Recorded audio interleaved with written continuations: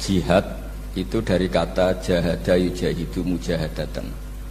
Kalau masdar mujarrodnya jahida dan baca jahada jadu jahdan wa jihadan, itu maknanya serius menekuni sesuatu. Jadi tidak harus bentuknya perang. Tapi Islam juga jangan anti perang, karena andaikan Islam itu tidak punya konsep perang, itu juga kita bingung saat kita dijajah Belanda. Jadi sesuatu itu pasti akan ada momennya, ada pembenarnya. Disebut kalau dalam fikih muqtadul hal. Saya masih ingat beberapa cerita lesan. Dulu perang itu harusnya 7 November. Bung Tomo datang ke Mbah Hashim. Tapi kata Mbah Hashim jangan, katanya. Kiai bagian nyeblokno pesawat urung teko. Walhasil nunggu Ki Abbas dari Buntet Pak Kapolres itu doanya spesial untuk menjatuhkan apa? Pesawat ya. Saya kebetulan banyak kenal sama cucu-cucu Ki Abbas Buntet. Tanggal 10 datang terus perang dimulai. Dan itu menjadi perang sejarah karena jenderal dari Belanda ya, dari Inggris ya. Itu sampai meninggal. Jadi sama Malabia ya. Jadi intinya Anda jangan berpikir bahwa negara ini didirikan hanya oleh umarok. Bahkan sebelum ada negara, yang sudah ada itu ulama. Dulu para wali songo sampai para kiai era kemerdekaan itu sudah membentuk satu komunitas. Di situ ada ketua pondok, ada bendahara, ada macam-macam. Sehingga kiailah yang bisa menggerakkan publik untuk melawan Belanda. Karena kiai ini juga yang megang otoritas publik. Ketika seorang Mbah Hashim Asy'ari memfatwakan jihad itu fardhu ain, maka semua orang berpikir harus jihad melawan kehadiran Belanda atau penjajah mana saja. Tapi itu satu sisi ya. Di sisi yang lain, bahasa Arab itu ada sisi uniknya. Kalau menamai penjajah itu musta'marin atau al-isti'mar. Isti'mar itu meramaikan dunia. Karena memang bangsa kita dulu itu ya aneh.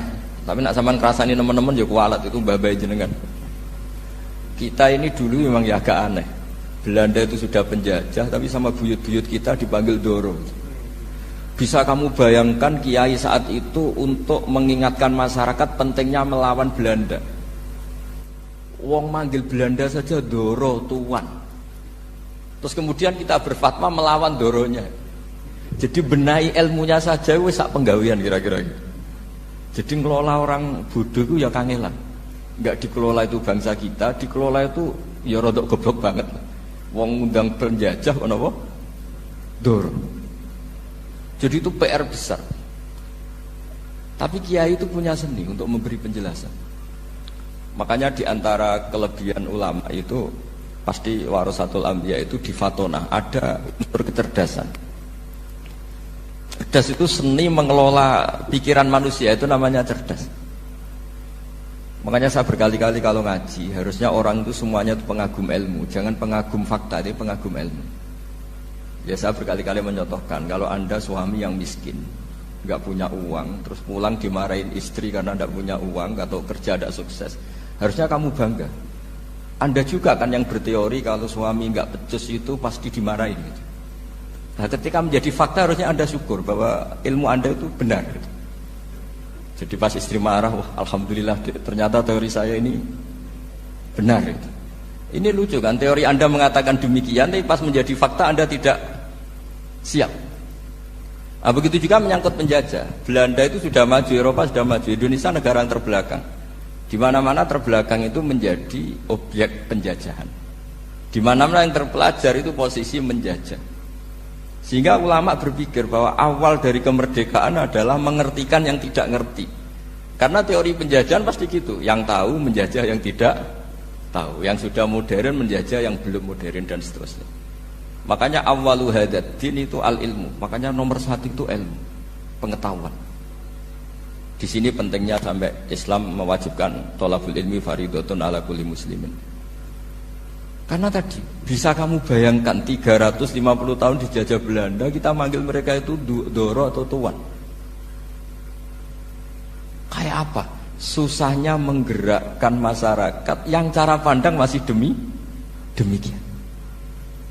Lah kiai-kiai pada berontak dibikinkan masjid di alun-alun, diberi otoritas beragama sehingga dikira Belanda ini baik. Padahal ini dulu ya niatnya menina bubukkan biar tidak ada pemberontakan. Walhasil singkat cerita kiai-kiai yang sudah di Mekah termasuk Mbah Hasyim, beliau ketemu Muhammad Iqbal, ketemu beberapa ulama dunia, tahu bahayanya mustakmarin tadi. Terus akhirnya kiai-kiai kumpul-kumpul fatwa resolusi nopo jihad. Jadi ini mukaddimah sebagai pembenaran, sebagai setuju saya sama Kiai Haji Ulil Albab bahwa nomor satu itu jihad. Tapi jihad tadi pemaknanya harus utuh. Kalau kondisi perang ya perang, kalau kondisi stabil ya jihad untuk memajukan apa? Indonesia. Dan itu saya ulang lagi dimulai dari ilmu. Sebelum saya ngaji Minhajut Thalibin saya cerita ilmu itu apa? Ilmu itu sederhana, sesuatu yang mudah. Karena ilmu itu fitratallahi allati fataran nasa napa? Misalnya begini, saya orang miskin, enggak punya apa-apa. Sudah enggak punya apa-apa, enggak punya jabatan, terus keluarga yang enggak pati loyal, mungkin istri ada ngidolakan kita, bahkan anak kita sendiri juga enggak ngidolakan kita. Itu kan sial-sialnya orang, anak kita aja enggak pernah ngidolakan kita. Tapi untuk bahagia itu sebenarnya sederhana. Sederhananya begini. Orang pinter itu ingin mempertahankan kehidupannya, terus pinter sampai berobat habis banyak ke Belanda, ke Jepang supaya mempertahankan nyawanya. Nah, si miskin ini kalau dia setiap makan, ya Allah, saya dengan makan ini mempertahankan nyawa saya. Sehingga makan itu satu kajian ilmiah bahwa ini luar biasa. Bahwa orang punya Alphard, punya uang 1 miliar, itu tidak mempertahankan sesuatu yang pokok, yaitu nyawa. Orang tidak punya Alphard itu hidup, nggak punya uang 1 miliar hidup. Tapi kalau nggak punya nasi 1 piring, nggak punya air 1 gelas bisa mati.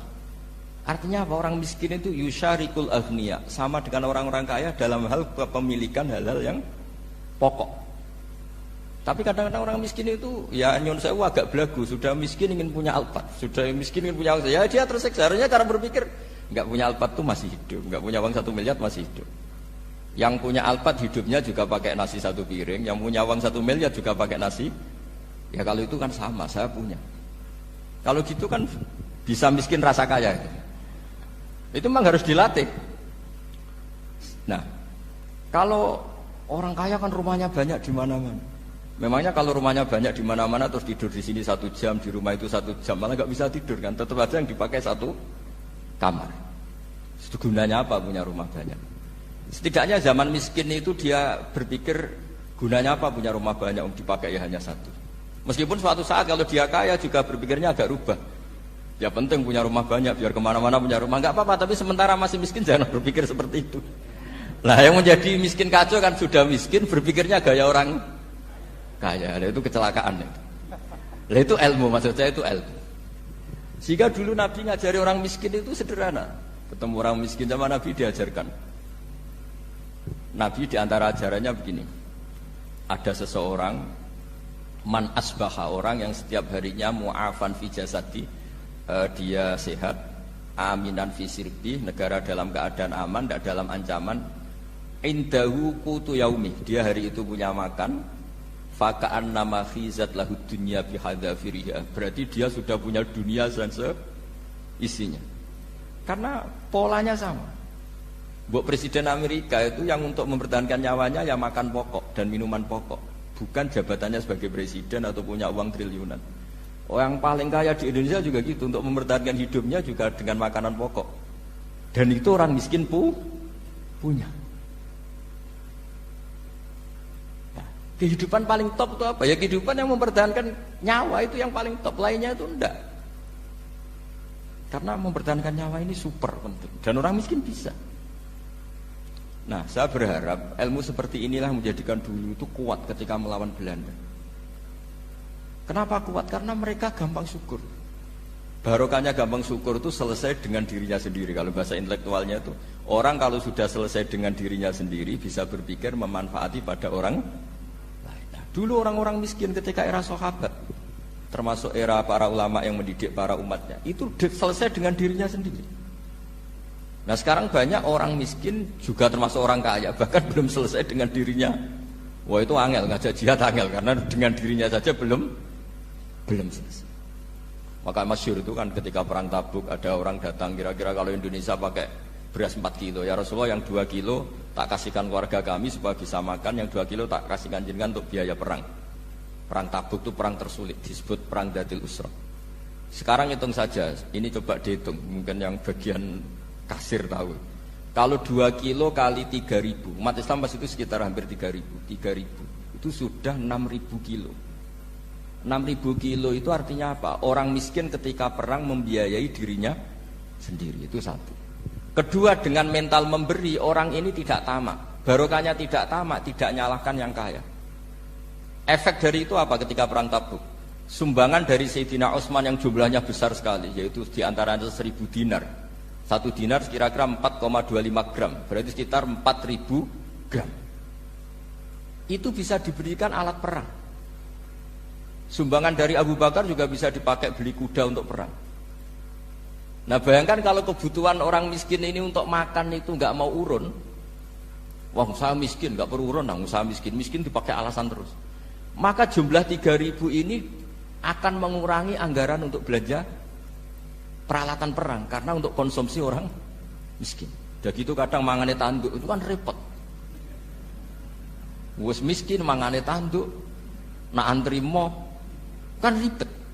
Artinya apa? Perang ini tidak fokus karena ngurusi konsumsi untuk orang-orang miskin. Nah, dulu zaman Nabi orang miskin pun semuanya heroik. Mereka dibantu gak mau, inginnya bantu. Sampai dicibir sama orang munafik. Apa gunanya sedekah 2 kilo? Wong perang ini perang besar antar negara. Pas itu mau perang melawan Romawi. Sampai orang munafik bilang alladzina almizuna almuttawiina minal mu'minina fis sadaqati. Walladzina la yajiduna illa juhdahum faskharuna minhum. Orang-orang munafik digambarkan Allah orang-orang yang mencibir sedekah kecil. Wong untuk perang besar kok sedekahnya hanya 2 kilo. Tapi yang mahal bukan 2 kilonya. Kalau ada 1 juta orang miskin menyumbang negara 20.000, itu artinya apa? Kita punya rakyat yang inginnya hubungannya dengan negara memberi. Tapi coba kalau kita 2 juta rakyat yang inginnya dari negara mendapat, pegawainya demo ya. Nah ini ajarannya Nabi yang luar biasa. Dulu Nabi itu bisa mendidik orang miskin pun bermental memberi. Nah barokahnya bermental mandiri ini mereka selesai dengan dirinya sendiri. Coba kalau mereka tidak bawa makanan sendiri ketika perang, mungkin kuda yang untuk perang, terus mereka berpikir, bu ini saja disembelih supaya kita bisa makan.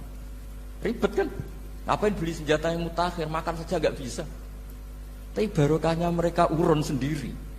Mereka selesai dengan dirinya sendiri. Ini hebatnya didikan Rasulullah Shallallahu Alaihi Wasallam. Dulu Mbah Hasyim dan kawan-kawan itu berhasil mendidik seperti itu. Santri yang miskin-miskin itu kalau ngaturi kiai duwene telo dikekno telo, duwene wi dikekno wi. Sehingga kiai sing wis mapan-mapan, misalnya kados kula ngoten kan mun setengah mapan. Ya akhirnya yo iso mangan wi. Jebule wi ku yo enak. Santri yo seneng mergo kiai ini seneng pancen wis suwi mangan pizza misalnya. Ya tapi nak sing melarat terus aku melarat kiai tak kei wi mosok doyan. Wis melarat medhit di alasan kan ribet kan. Ini yang perlu dihilangkan. Medhit kok berargumentasi. Tapi yang mahal itu bukan winya, mental memberi. Orang itu kalau mentalnya memberi itu berarti selesai dengan dirinya. Tapi kalau tidak bermental memberi pasti tamak. Dan tamak itu mesti menghakimi orang lain. Maka dalam kitab Hikam diterangkan penyakit terberat itu tamak. Kenapa? Karena orang pikir itu tidak ada kata-kata kitab Hikam, bukan kata saya. Yang ada itu tamak. Misalnya gini, saya kenal PLT Bupati Kudus. Tidak pernah saya bilang beliau kikir. Tapi sekali saya pernah ngajukan proposal tidak kesampaian. Wah, beliau medit. Jadi saya menvonis medit itu sebetulnya ya karena punya keinginan tidak kesampaian. Coba kalau tidak, medit orang serap penting. Misalnya anak-anak muda sama orang-orang cantik di Jakarta, pernah nggak kamu bilang itu sombong? Enggak kan? Setelah kamu bilang, Mbak aku ingin kenalan Mbak sampeyan, terus dia agak mau, baru kamu bilang sombong karena keinginan kamu enggak. Nah, bayangkan kalau orang bermental tomak, kayak apa bangsa ini? Nah, sahabat itu dididik oleh Nabi, tomak itu selesai karena keinginan mereka memberi. Sehingga Indonesia bisa merdeka begini itu barokahnya didikan ulama, semuanya ingin memberi. Dulu belum ada negara, tentara-tentara kemerdekaan kalau di kampung-kampung itu ya dibiayai donatur-donatur. Termasuk bahasa saya, bu saya dulu. Itu berapa ton aja beras untuk pasukan Hizbullah, pasukan TNI. Di Aceh ada Daud berih, ada yang baca berueh. Jadi baca aja kayak kira asap ada yang berih, ada berueh. Saya juga gak tahu orang Aceh kalau baca berih memang. Nyumbang berapa emas untuk kemerdekaan Indonesia. Yang Kesultanan Jogja Legowo. Jogja tidak lagi negara tapi diberikan bagian dari Indonesia dan seterusnya. Nah, jadi semua ini barokahnya didikan Rasulullah SAW yang diteruskan para ulamanya bahwa nomor satu didik masyarakat itu bermental memberi. Dengan bermental memberi apapun kecilnya ini selesai dengan dirinya sendiri. Itu kalau sampean nggak punya mental memberi nanti pulang dari Pemda, sok acara ini kabupaten berkata ini tok ribet itu. Awas itu, bar ngaji langsung lali berarti sampean. Sudah kalau nggak urun ini sudah luar biasa, nggak urun untuk berkat itu sudah luar biasa.